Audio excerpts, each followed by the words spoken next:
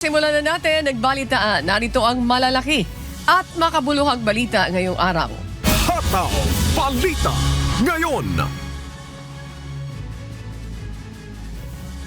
Naniniwala ang ilang kongresista na mas lalakas ang loob ng mga testigo laban sa anti-drug war ng nakalipas na administrasyon. Ito ay matapos na isuko ng Marcos administration si dating Pangulong Rodrigo Duterte sa International Criminal Court o ICC. Ayon kay House Assistant Majority Leader Zambales 1st District Representative Jay Conghon, tiyak na magiging patas ang paglilitis sa dating punong ehekutibo. Inikayat naman ni House Assistant Majority Leader Manila 1st District Representative Ernix Dionisio ang mga tauhan ng pulisya na sabihin ang katotohanan kaugnay ng kampanya kontra illegal na droga ng Duterte administration. Lahat ng mga gustong magsalita laban dun sa mga nangyari ng nakaraan, lalo na sa paglaban ng ating pamahalaan sa nangyaring war on drugs, siguro mas mapagbibigyan sila ng pagkakataon ngayon, mas lalakas yung kanilang loob ngayon na magsalita na upang malaman natin kung anong mga nangyaring katotohanan. Hataw Balita ngayon. Hindi na sakop ng pamahalaan ng Pilipinas ang jurisdiksyon kay dating Pangulong Rodrigo Duterte kahit na unconstitutional ang pag-aresto at pagdadala sa kanya sa The Hague. Sa paliwanag ng law expert na si Attorney Ralph Sarmiento, Dean ng University of St. LaSalle College of Law, magkaiba ang jurisdiksyon ng bansa sa International Criminal Court o ICC, maging ang umiiral na international at domestic law. Dagdag pa ng eksperto, maaari lamang makauwi ang dating Pangulo kung mapapawalang sala ito sa kaso sa ICC.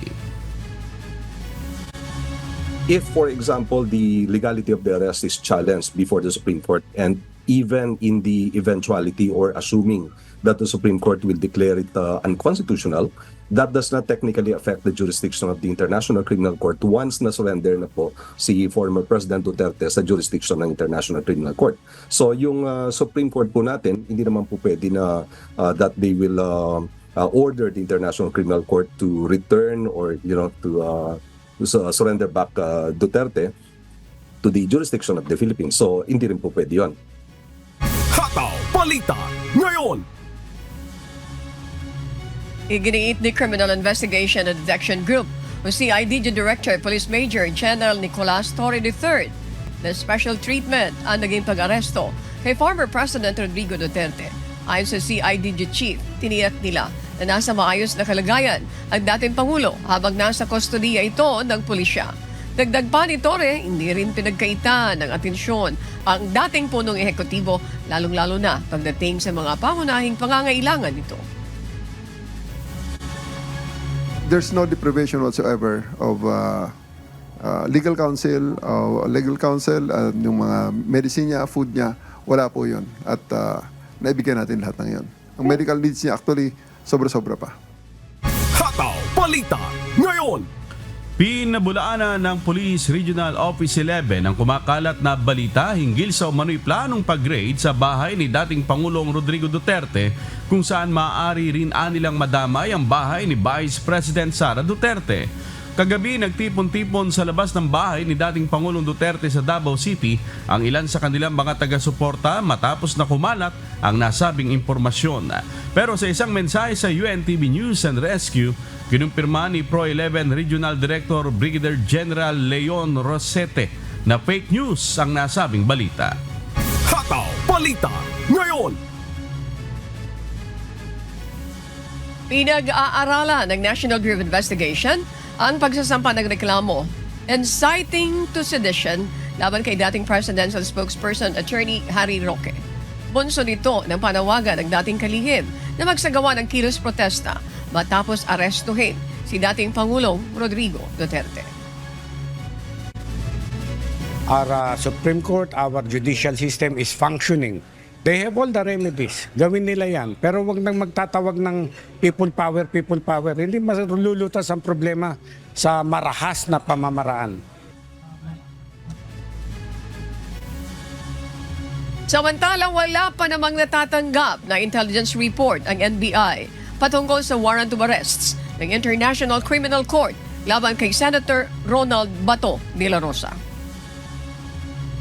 Wala pa. Wala pa akong natatanggap. Hindi natin masabi. Remember, they were all charged before the ICC. Hataw Balita ngayon.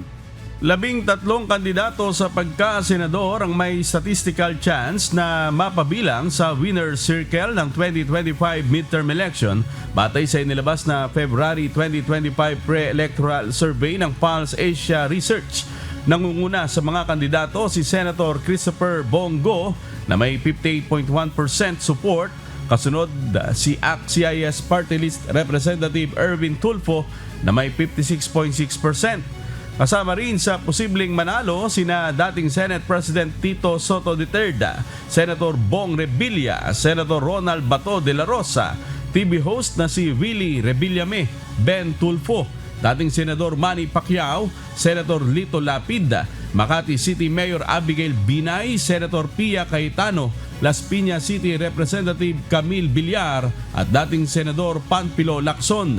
Ang survey ay isinagawa sa pamamagitan ng face-to-face interview sa 2,400 respondents na may edad 18 pataas. Hataw Balita ngayon. Hindi tututol ang bagong Chief Minister ng Bangsamoro na si Abdul Rauf Makakuwa sa posibilidad na paglalagay ng ilang lugar sa rehiyon sa ilalim naman ng Comelec control para sa 2025 midterm at parliamentary elections. Ayon kay Makakuwa, bilang kasalukuyang Chief of Staff ng Bangsamoro Islamic Armed Forces, patuloy nilang pinaghahandaan ang halalan upang matiyak ang kapayapaan at kaayusan sa rehiyon. Inamin din niyang isa siya sa 14,000 MILF combatants na hindi pa na-decommission o yung mga nananatiling aktibo at hindi pa nagbababa ng kanilang mga armas. Sa kabila nito, tiniyak ni Comelec Chairman George Erwin Garcia, mataas ang kanilang tiwala sa kooperasyon ng MILF upang mapanatili ang maayos at tahimik na eleksyon.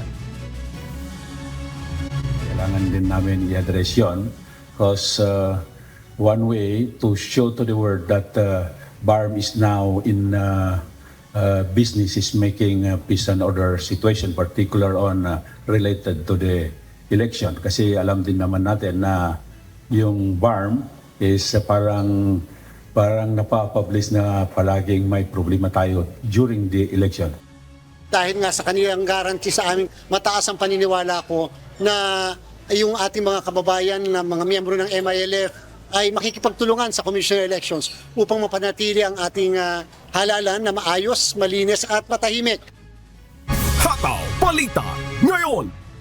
Tiniyak ni National Security Advisor Eduardo Año na patuloy ang pagsusumikap ng pamahalaan na labanan ang insurhensya sa kabila ng umano'y pananamantala ng CPP, NPA, NDF sa politikal na sitwasyon upang isulong ang kanilang agenda ng karahasan.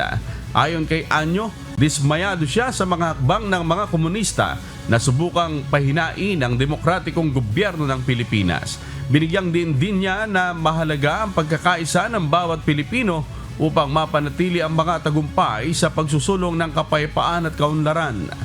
Nananawagan si Año na magkaisa ang lahat para sa isang mapayapa at maunlad na Pilipinas. Hataw Balita ngayon. Wala pang inilalabas na opisyal na rerouting plan ng Metropolitan Manila Development Authority o MMDA kaugnay ng gagawing rehabilitasyon sa EDSA. Ay kay MMDA Chairman Don Artes, patuloy pa ito pinag-aaralan upang mabawasan ang bigat ng trapiko. Samantala, sinabi ni DOTR Secretary Vince Dizon na kasabay ng EDSA Rehab ay ang pagsasaayos ng EDSA Busway upang mapaganda ito sa susunod na taon. Inanunsyo rin ng kalihim na sa Abril sisimulan ang proyekto sa halip na sa huling linggo ng Marso gaya ng naunang plano. We're going to plan it out muna. Mahirap kasing magplano ng patsi-patsi. Kailangan ng plano kasi isang taon tong rehab na to halos para sa ASEAN next year. So, kailangan ganun din yung planning. Hataw Balita ngayon. Simula April 1, ipagbabawal na ng Singapore Airlines at Scoot ang paggamit at pag-charge ng power bank sa kanilang mga flight bilang pagsunod sa International Air Transport Association o IATA Dangerous Goods Regulations. Simula naman sa March 15, ipatutupad rin ng Thai Airways ang kaparehong pagbabawal para sa kaligtasan ng mga pasahero at crew. Nauna nang nagpatupad ang pagbabawal sa power banks at e-cigarettes sa overhead bins ang mga airline ng Korea at EVA Air simula noong umpisa ng Marso. Ang mga hakbang na ito ay sinagawa matapos ang insidente ng sunog sa isang Hong Kong-bound Air Busan plane noong Enero na pinaniniwala ang dulot ng power bank. Hataw Balita ngayon.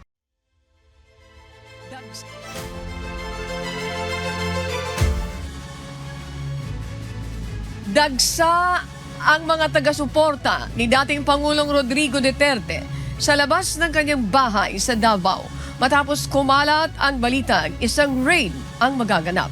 Gayunpaman, marin itong pinabulaanan ng PNP Police Regional Office 11 at sinabing fake news lamang ang lahat.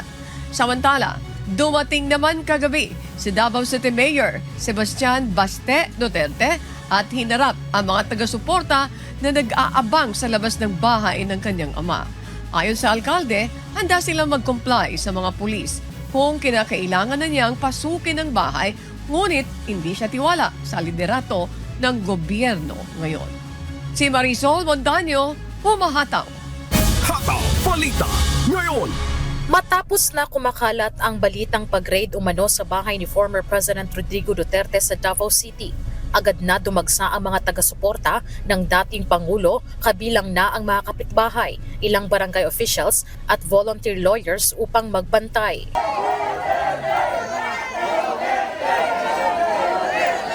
Mariin namang pinabulaanan ng Police Region 11 ang kumakalat na balita at sinabing fake news lamang ito. Ngunit hindi pa rin naging kampante ang mga taga-suporta ng dating Pangulo at nakahanda silang magbantay hanggang magdamag bilang pagpapakita ng suporta sa dating pinuno ng bansa. Hindi man natin maiwasan na baka ganun. May gawin silang hindi mabuti sa loob ng bahay ni tatay. I direct to the point, isulti ko na lang, masin o magbinuang sila, murid sila diha, magbinuang sila og butang og mga makapadaot kay tatay, ipasangil kay tatay. Bandang alas 11 naman kagabi nang dumating si Mayor Baste Duterte at hinarap ang mga taga-suporta ng kanyang ama. Nagpasalamat ang alkalde sa walang sawang pagsuporta ng mga tao sa kanilang pamilya sa kabila ng kanilang pinagdadaanan ngayon. Sinabi rin ni Mayor Baste na kung sakaling pasukin man ang bahay ng kanyang ama ng sino mang nasa gobyerno ay nakahanda umano siyang sumunod. Gayunman, diretsahang sinabi nito na wala siyang tiwala sa liderato ng gobyerno sa ngayon. Wala may kaso. Wala kaso na gyud sa tinuod lang. So sila, gusto sila mo tanaw na ko'y respeto sa trabaho sa polis. Ang problema diha, wa ko'y salig sa liderato nato karon. Dagdag ni Baste, hindi niya rin alam kung ano na ang update sa kondisyon ng kanyang ama sa Netherlands. Kaya nagpapakasakali pa itong makabisita sa ama kung may pagkakataon.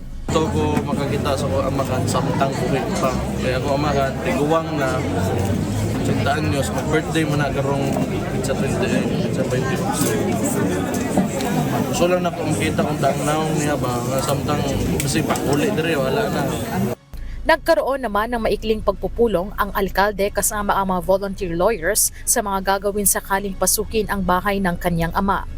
Marisol Montaño, humahataw sa balita ngayon. Hataw Balita ngayon. Aminado si Davao City Mayor Sebastian Baste Duterte na bumiyahe siya patungong Maynila upang mag-apply ng visa patungong Netherlands sa pag-asang mabisita ang kanyang ama na si dating Pangulong Rodrigo Duterte habang may pagkakataon pa siya. Ilang lamang ito sa naging pahayag ng alkalde nang humarap ito sa mga taga-suporta ng dating Pangulo sa tapat ng kanilang bahay sa Davao City kagabi. Sinabi ng alkalde na wala siyang anumang bagong balita tungkol sa kasalukuyang kalagayan ng kanyang ama. Hinikayat din niya ang mga taga-suporta na huwag mag-alala at pinayuhan silang umuwi at ipunin ang kanilang enerhiya para sa mga susunod na pangyayari. bagaman hindi siya tiyak sa mga susunod na hakbang ng Administrasyong Marcos. Alam mga ordinaryong tao, mga ordinaryong tao, mabuhat yan na nila sa mga usa na lang yung sa inyo ka. Sisiw na kayo.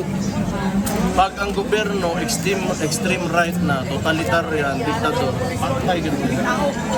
Daog-daogon yun ang gobyerno. Oo na, naman tayo mga katarungan yun. Naman tayo mga katarungan, tayo mga katungod ba? Manilan to ninyo. Hindi basta-basta nga pwede tamas-tamasan, tamak-tamakan na to. Bantay lang mo, vigilant lang yun. Vigilant lang. Soko lang mo. Kanang taman sa asa, sakto, iniwang mga katungod. Hataw Balita ngayon. Para sa mga balita sa iba't ibang panig ng mundo, narito ang ating global correspondent na si James Bontuyan mula sa Baltimore, Maryland, USA.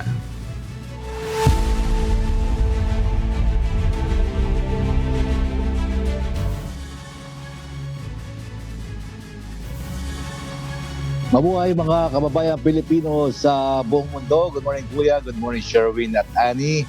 Mahigit 300 hostages ang nasagip mula sa na-hijack na tren sa Pakistan at natapos din ang rescue operation noong Miyerkules. Ito ang humahataw na balita ni Jenny Rico. Hataw Balita ngayon. Nasa 346 hostages ang napalaya mula sa isang passenger train na hinajak ng mga separatist fighters sa probinsya ng Balochistan sa Pakistan. Nasawi din umano ang lahat ng 33 umatake. Sa kasamaang palad, nasa 27 hostages at isang paramilitary soldier ang nasawi sa gitna ng bakbakan. Ang mga umatake ay kabilang sa Balochistan Liberation Army o BLA na nagnanais na mahiwalay na sila sa Pakistan.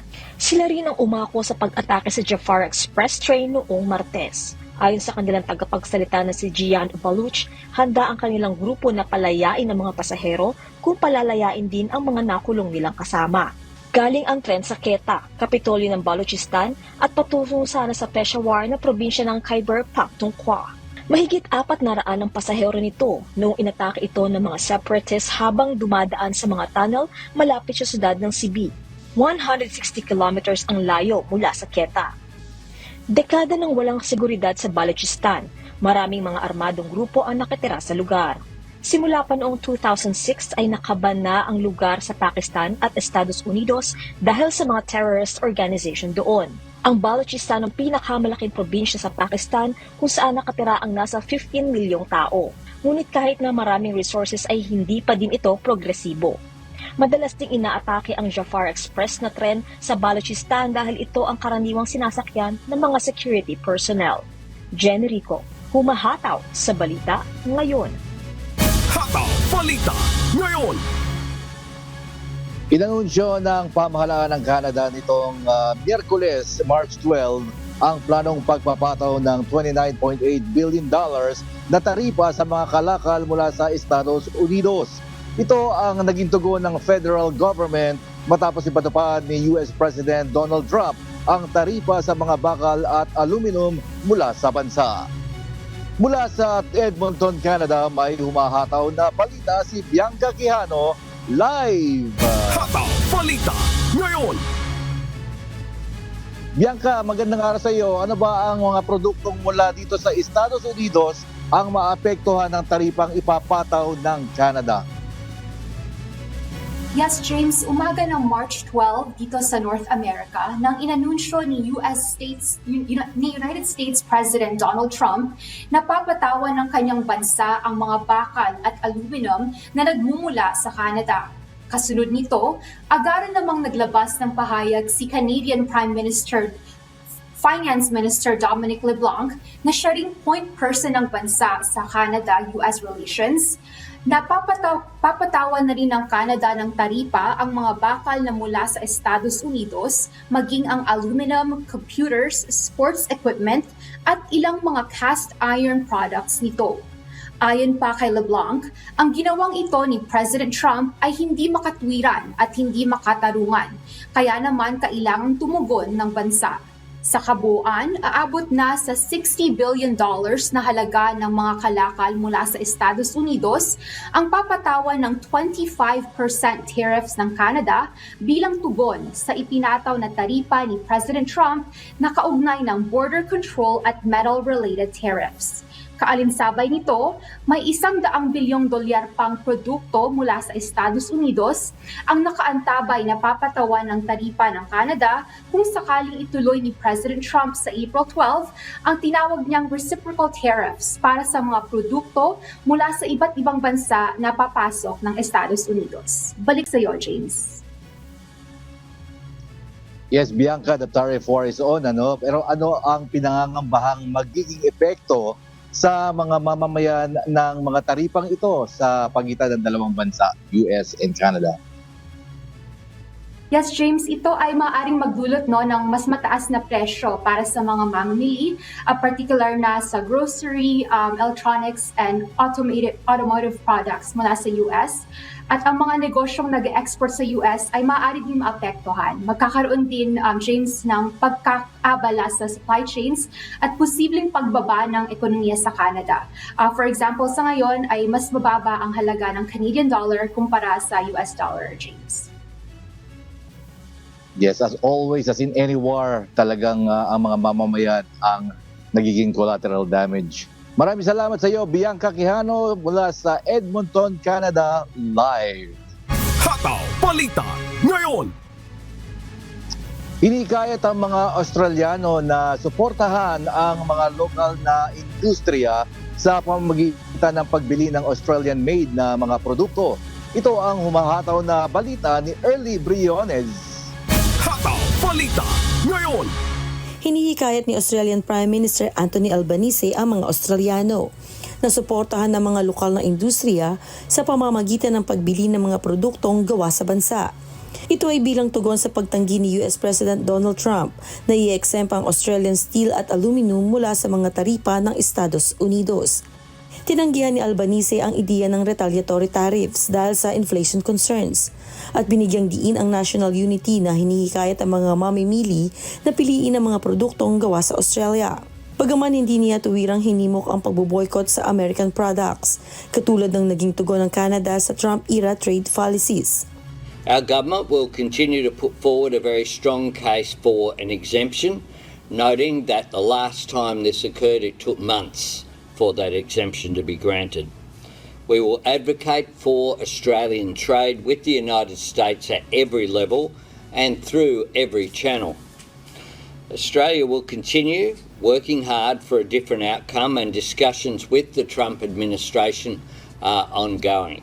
Nakikita ng Labor ang advantage ng strategy na ito at planong i-highlight o i-focus sa darating na budget ang Australian-made para i-boost ang local businesses sa pamamagitan ng mga kontrata sa gobyerno na nagkakahalaga ng $100 bilyong. Our government is prepared and has been engaging directly with the Australian steel and aluminium industry, and will continue to work through this with them. As with other products and resources that Australia has, we will continue to diversify markets for our products which are in demand globally. Bagaman nangako ang gobyerno na papadaliin ang proseso ng pag-a-apply para sa mga kontratang ito na malapit ng maisakatuparan. Nagdulot ng tensyon sa politika ang sigalot sa taripa, kung saan inakusahan ni Albanese si opposition leader Peter Dutton na mas pinapanigan si Trump kaysa Australia. Pinuna ni Dutton ang paraan ng pamamahala ni Albanese sa issue. Iginiit na nagawa ng koalisyon na makuha ang exemption noong sila ang namumuno at kaya rin niyang gawin ito kung siya ang mahalal. We negotiated an outcome with America when the coalition was in government in 2018, and this Prime Minister has failed to do it because the President won't even take a call, won't even grant a meeting with Anthony Albanese. And it shows how incompetent and how hopeless this Prime Minister is. Gayunpaman, naniniwala ang gobyerno at mga eksperto sa kalakalan na hindi kailanman balak ng US na magbigay ng exemption sa pagkakataong ito. Sinabi ni na dating US Ambassador Arthur Sinodinos at dating Prime Minister Malcolm Turnbull na pinagsisisihan ng administrasyon ni Trump ang pagbibigay ng exemption sa Australia noon at ayaw na nila itong ulitin. Pinabulaanan ni Albanese ang mga pahayag ni Dutton bilang oportunista.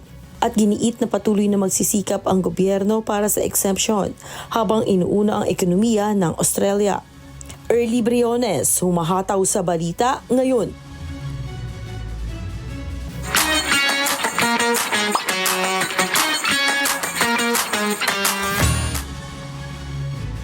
Magkakaroon ng free medical camp sa Bahrain para sa mga kababayan nating nangangailangan ng medical services. Samantala, magbubukas naman ang Philippine Consulate sa Milan sa linggo, March 23 upang magbigay serbisyo sa ating mga kababayan. Ito ang humahataw na balita ni Lynn Perez. Hataw Balita ngayon. What's up, kabayan? Inanyayahan ng ating mga kababayan sa Norway sa isang town hall meeting. Gaganapin ito sa March 20 alas 5 ng hapon sa Philippine Embassy sa Oslo. Pag-uusapan dito ang tungkol sa overseas voting para sa 2025 senatorial and party list elections at Philippine Independence Day events sa Norway at Iceland. Sa mga interesadong dumalo, mag-register lamang ng inyong attendance sa pamamagitan ng pag-email sa oslo.pe@dfa.gov.ph. Samantala, magkakaroon naman ng free medical camp sa Bahrain para sa mga kababayan natin nangangailangan ng medical services. Gaganapin ito sa March 21 alas 8 hanggang alas 12 ng tanghali sa Dar al-Shifa Medical Center. Ilan sa mga libreng medical services na ibibigay ay ang testing ng blood sugar, uric acid at cholesterol at meron ding specialist consultation at free dental screening. Para sa kumpletong impormasyon, bumisita lamang sa official Facebook page ng Philippine Embassy sa Bahrain sa facebook.com/PHL in Bahrain. Magsasagawa naman ng serbisyong linggo sa Konsulado ng Pilipinas sa Milan sa March 23 alas 9 ng umaga hanggang alas 5 ng hapon. Pinapayuhan ng mga kababayan natin na mag-secure ng appointment sa linktr.ee/serbisyong linggo upang maging mas mabilis at epektibo ang serbisyo na inyong magtatanggap. Para sa iba pang impormasyon, bumisita lamang sa official Facebook page ng Philippine Embassy sa Milan sa facebook.com/PHL in Milan. Habang magsasagawa naman ng consular mobile services sa Taif, Saudi Arabia mula March 28 to 29 sa Nilofer Al-Hada Hotel. Ilan sa mga serbisyong ipagkakaloob ay ang passport services, notarials, civil registration, visa application, pre-voting enrollment at iba pa. Tentatiban dates na ito kaya't palaging sumubaybay sa anunsyo ng konsulado sa Jeddah sa kanilang official Facebook page sa facebook.com/PHL in Jeddah. Lynn Perez, sumahataw sa balita ngayon. Hataw Balita ngayon. At yan po mga kababayan, ang mga balita mula sa iba't ibang panig ng mundo. Mula dito sa Baltimore, Maryland, USA, ako po si James Montuyan at magandang umaga sa ating lahat. Happy weekend po. Makakasama natin ngayon ang isa sa mga pasyente dito po sa MCGI Charity Center na si Nanay Corazon o Ginang Corazon Baguio. Wow, unique yung kanyang surname. Magandang umaga po sa inyo, Mrs. Baguio. Magandang umaga po, Ma'am Ann. Opo.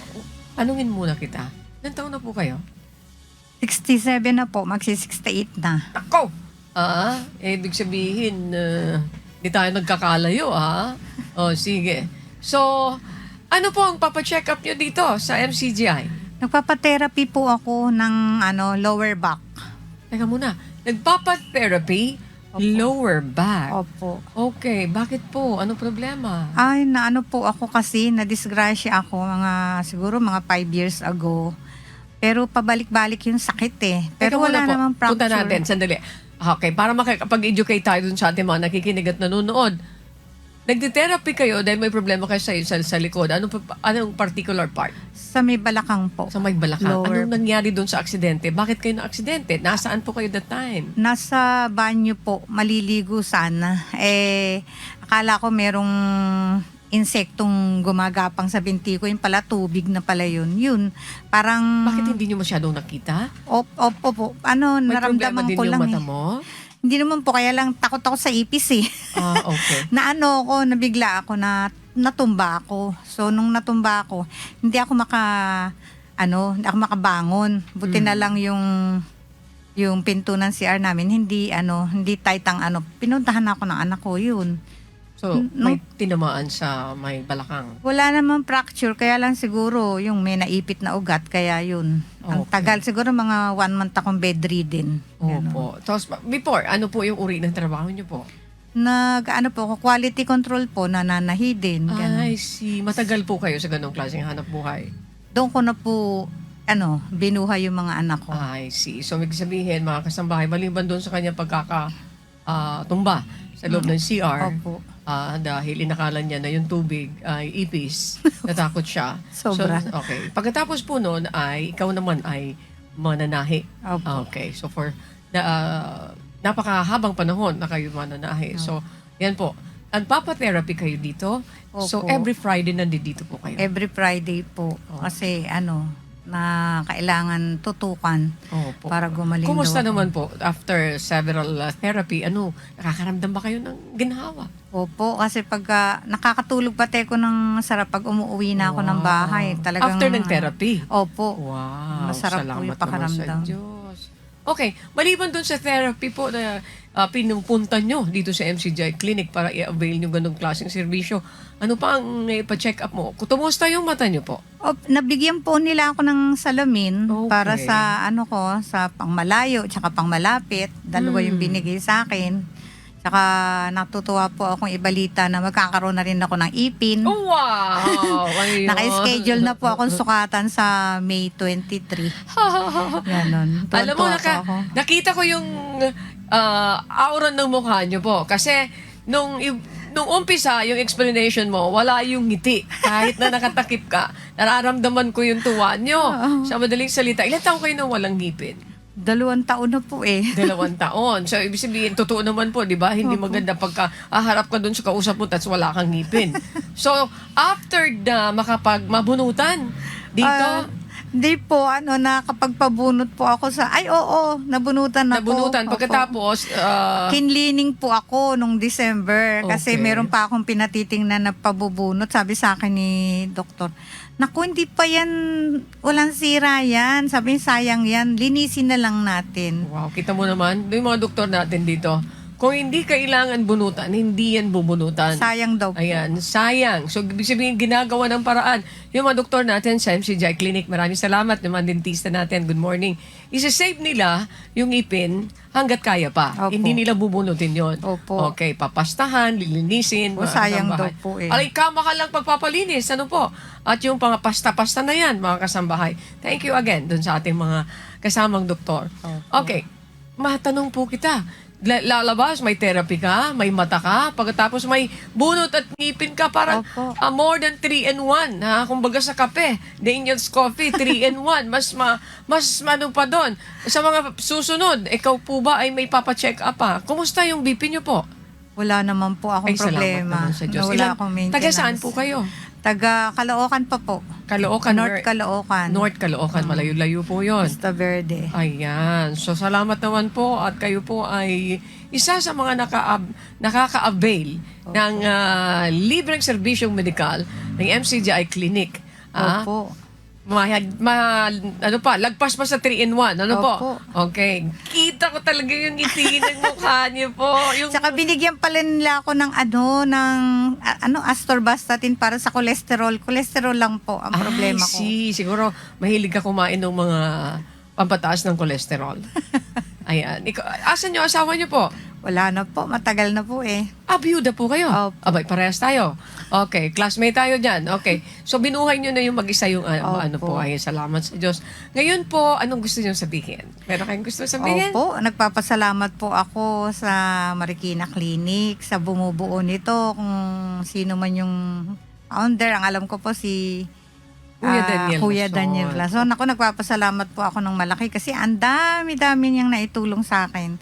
Sa mata, sa health, sa condition, lalo na po sa ngipin ko pag naikabit na po iyon. Okay, tingnan mo. Yan po, mga kasambahay. Magandang balita yan para na kay nanay. Bagyo. Bagyo talaga, yung kanyang surname. Bagyo talaga, mga kasambahay. Yung mga nakuha niya mga serbisyo dito sa MCGI Clinic. Samantala, kami po ay nagpapasalamat. Magandang umaga po sa inyo, Magandang Mrs. umaga rin Bagyo. po. At hangad ko sa Ani. susunod na pagkikita natin dito, buo na yung ngipin nyo kasi Opo. nabigyan na po kayo ng ngipin. Maraming salamat. Nagpapasalamat siya dito sa MCGI Clinics kay Kuya Daniel Lason. At syempre, kami po ay nagpapasalamat sa lahat ng mga tao na nandito ngayon. Kanina po sinabi natin na napakarami kanina, pero hanggang ngayon mga kasambahay, may pila pa siya. Dahil 9 o'clock naman po ang pinaka-last oras naman, yung oras natin para makapag-prehisto kayo. Okay, amigo Sherwin, maraming salamat and back to you.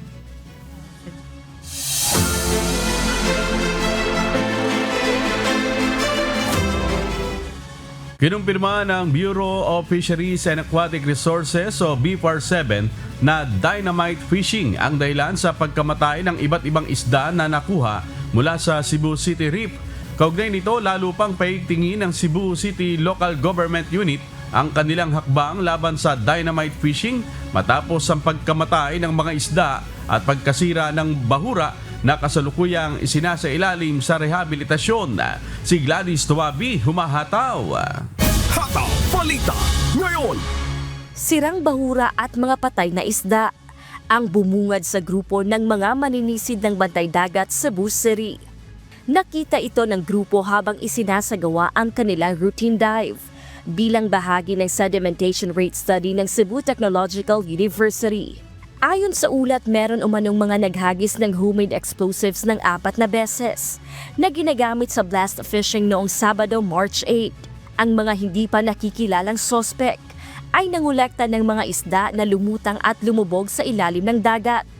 Ngunit agad din itong tumakas nang mapansin ang bantay dagat. Pinatunayan ito sa inilabas na scientific examination report ng Bureau of Fisheries and Aquatic Resources o BFAR-7. Ayon kay Fish Examiner Alberto G. Sambahon Jr. ng BFAR-7, sa ginawang pagsusuri sa 6 na isdang red belly yellowtail fusilier o kilala sa tawag na bilason, namatay ang mga ito dahil sa dinamita. Bunsod nito, tinitingnan ng Cebu City Local Government Unit ang pagbuo ng Joint Task Force upang mabilis na maaksyonan at mapanagot ang sinumang gumagawa ng dynamite fishing. One of the problems that ato nakita mo is that although the crime is perpetrated within the territorial jurisdiction of the city of Cebu, it was not done by Cebu City residents. It was done by people outside Cebu City. Sa ginawang scientific examination report ng Bureau of Fisheries and Aquatic Resources o BFAR-7, lumalabas na ang nakuwang fish samples ng bantay dagat ay positibong namatay dahil sa explosives. Sa ngayon ay may hawak ng affidavit ang mga otoridad sa mga nakasaksi sa pambubomba. Nakikipag-ugnayan na rin ang bantay dagat sa BFAR-7 at iba pang opisina upang palakasin ang gagawing inter-LGU at interagency cooperation. Gladys Tuwabi, humahataw sa balita ngayon. Hataw Balita ngayon.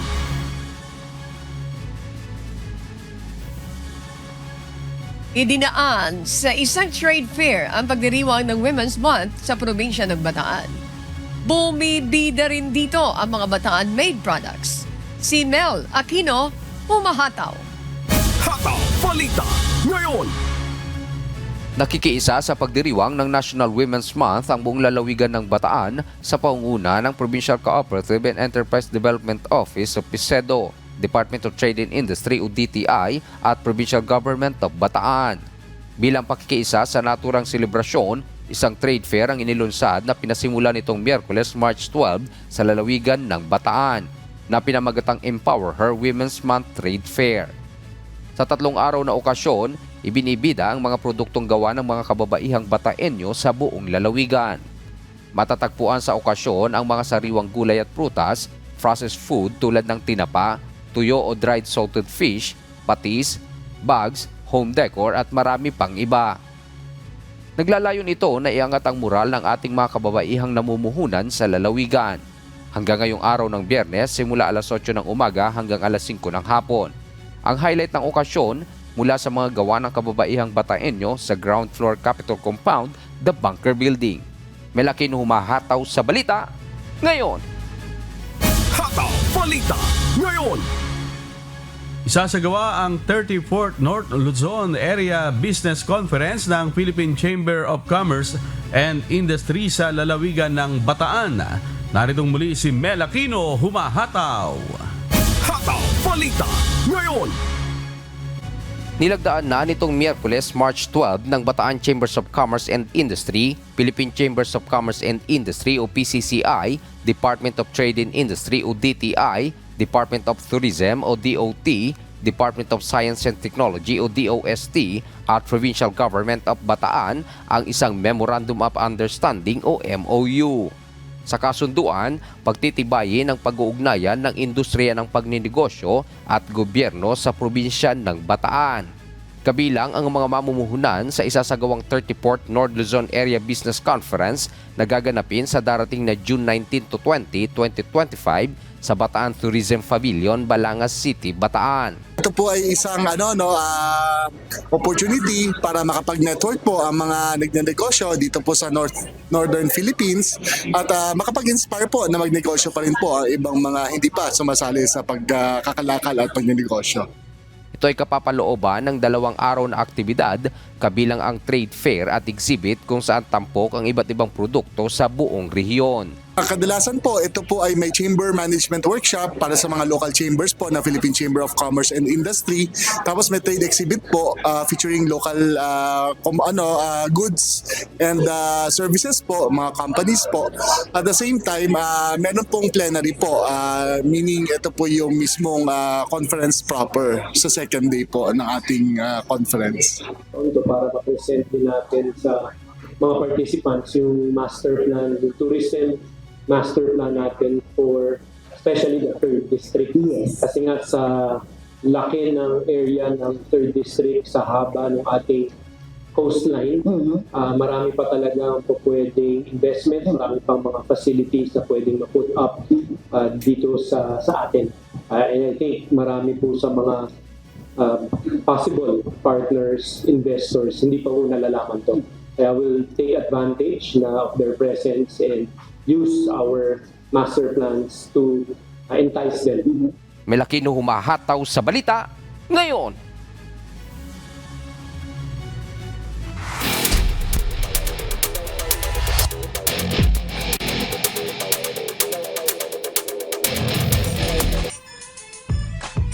Nag-alab ang aksyon sa volleyball court matapos magharap ang COMELEC Superjets at NCMH Wellness Warriors sa isang matinding 5-set duel kung saan nanaig ang COMELEC.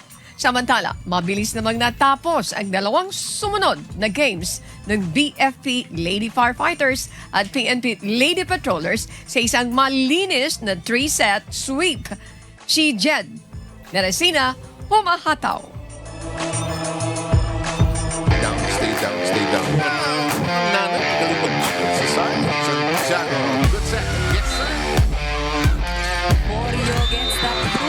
Isang kapanapanabik na 5-set match ang naganap sa pagitan ng COMELEC Suffragettes at NCMH Wellness Warriors, kung saan nagwagi ang COMELEC sa score na 3-2. Matikas ang simula ng Suffragettes, kung saan gamit ang kanilang solidong opensa at matibay na depensa, tinapos nila ang unang 2 sets sa score na 25-21 at 25-14. Ngunit hindi rin nagpatinag ang Wellness Warriors na muling bumangon sa ikatlong set sa score na 25-14, dahilan upang makuha nila ang momentum. Sa ika-4 na set, naging dikit ang laban hanggang sa dulo. Ngunit nagawa ng NCMH na maipanalo ito sa score na 25-23.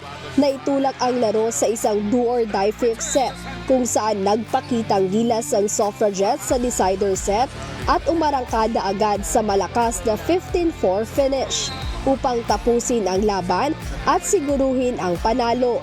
Ayon kay COMELEC Assistant Coach Derek Rodmar Ortega, nagkaroon ng lapses ang team pagdating sa ikatlo at ika-4 na set, ngunit mabuti na lang aniya ay nakabawi sila at nakuha ang game. Pinaghandaan namin sila tinignan namin kung ano yung the way sila maglaro, yung tendencies ng palo nila, defense pattern. So, nag-stick lang kami sa game plan namin. Ngayon, ang in-improve kasi namin is yung service namin, but then 3rd set, 4th set, nagkaroon kami ng lapses when it comes sa receiving and sa serving, naming errors. Pero nonetheless, nakuha namin yung win. Para naman sa NCMH, ayon kay Coach Arnaldo Dino, nagkaroon ng miscommunication sa court ang team. Nakikita mo, napagod na rin yung mga key spikers ko. Tapos, break up the game. Isa yun doon eh. Yun ang mga naging factor na nakikita ko ngayon so far. Samantala sa ibang laban, hindi pinaporma at tinapos na agad ng BFP Lady Firefighters ang laban kontra DFA Emissaries. Sa isang straight set sweep, 3-0, nagpakitang gilas ang BFP sa kanilang balancing opensa at matibay na depensa. Tinapos nila ang set sa score na 25-21, 25-22 at 25-16. Ayon sa assistant coach ng BFP na si Fire Officer 1 Ephraim Di Maculangan, malaking bagay na nakuha ng team ang composure nito sa laro para maipanalo ito. Kasi nung unang salpuan, siguro mga 1 to 10, nagiging kami, mabagal yung galawan eh. Nagkaka-error, na-service error, receive error. Pero pagdating ng dulo ng first set, second set, at saka sa third set, napalis na namin ang galaw namin. Kaya naging straight set, nakuha namin ng straight set. Para naman sa head coach ng DFA na si Jose Marie Reyes, isang pressure sa team na makalaro ang nangunguna ngayon sa liga. Una, masyado na pressure kasi yung kalaban namin malakas naman talaga. Saka sila yung rank 1 ngayon. Siguro balik kami sa basic training. Tapos positioning, then awareness din sa court. Medyo kinulang din sa awareness sa court eh. Medyo nalutang kami kanina. Sa isa pang laro, hindi rin nagpaawat ang PNP Lady Patrollers nang dominahin nila ang laro laban sa NHA Home Masters. Isang matinding bakbakan ang huling set sa laban ng PNP at NHA kung saan walang kupunan ang gustong bumitaw. Sa kabila ng dalawang dominanting set na 25-8 at 25-14 na napanalunan ng PNP, nagpakita ng matinding determinasyon ng NHA Home Masters sa third set na lumalaban ng bawat puntos. Nagpalitan ng match points ang dalawang kupunan na nagresulta sa isang nerve-wracking extended set. Umabot sa 33-31 ang final score at sa huli ay nanaig ang tibay at diskarte ng Lady Patrollers upang makuha ang sweep at maitala ang kanilang unang panalo sa torneo. Paliwanag ng head coach ng PNP na si Police Senior Master Sergeant Rod Pinalba, binigyan nila ng pagkakataong mag-step up ang second six ng kanilang team. Nakita naman namin mga coaches na kaya naman ng laban. Kahit sino naman ipasok namin, kayang-kaya yung kalaban. Kaya tiwala kami talaga tiwala naman ako sa kanila. Ayon naman kay NHA coach Albert Babiera, mas pagtutuunan ng Home Masters ngayon na maayos pa ang kanilang reception bilang paghahanda sa laban nila sa linggo. BFP yung kalaban namin sa Sunday. Ang gagawin namin, parehas pa rin, practice pa rin, more practice pa rin, tsaka yung receive. Kulang kami sa receive. Abangan ang susunod na match schedule sa darating na linggo, March 16, live mula sa Paco Arena, kung saan maghaharap sa Game 1 ang AFP Lady Gunner laban sa PhilHealth Consulta Health Insurers. NCMH Wellness Warriors kontra PNP Lady Patrollers sa Game 2. At NHA Home Masters laban sa BFP Lady Firefighters sa Game 3. Mapapanood din ito via live streaming sa UNTV Sports Facebook page at YouTube channel. Jed Neresina, humahataw sa Balita Ngayon.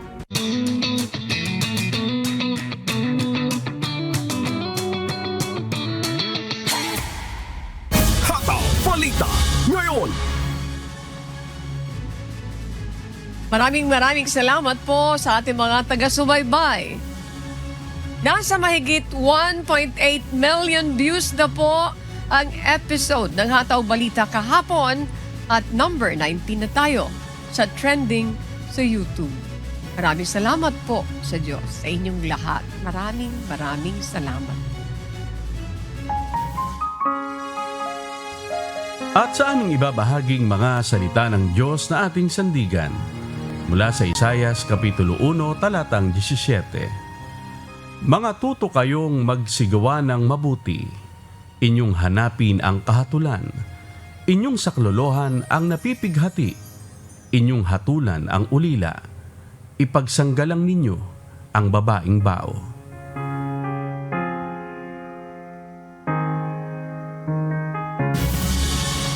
Ay, nais ko rin po magpasalamat sa ating mga naging taga-subaybay kahapon. Salamat po.